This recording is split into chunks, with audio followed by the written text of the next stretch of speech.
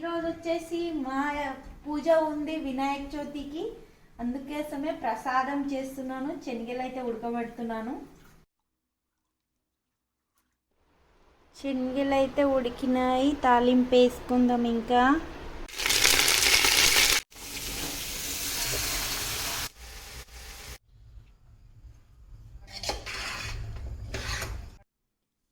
పులిహోర కోసం అయితే రైస్ తీసుకుంటున్నాను. ఇది మంచిగా కడిగేసుకొని పెట్టేసుకుందాం. ఇంకా స్టవ్ మీద ఆయిల్ అయితే వేసుకుందాం. పులిహోర కోసం రైస్ పెట్టేసుకున్నాను. కొంచెం ఆయిల్ వేసుకోవాలి. పొడి పొడిగా వస్తుంది రైస్. కొంచెం ఉప్పు వేసుకుందాం తగినంత.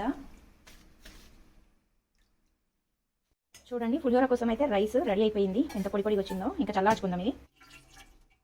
ఇది కదా, పోపు వేసుకుందాం. ఇప్పుడు ముందుగా పప్పులు వేసుకుందాం. పల్లీలు,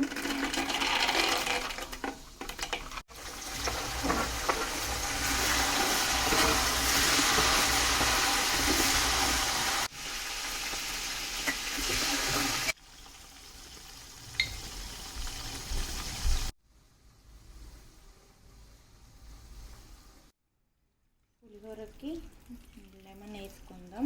రైస్లో కలిపేసుకుందాం.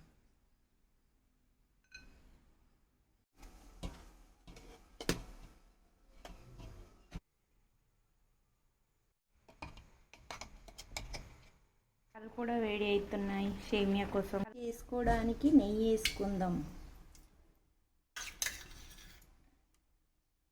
డ్రై ఫ్రూట్స్ వేయించుకుందాం.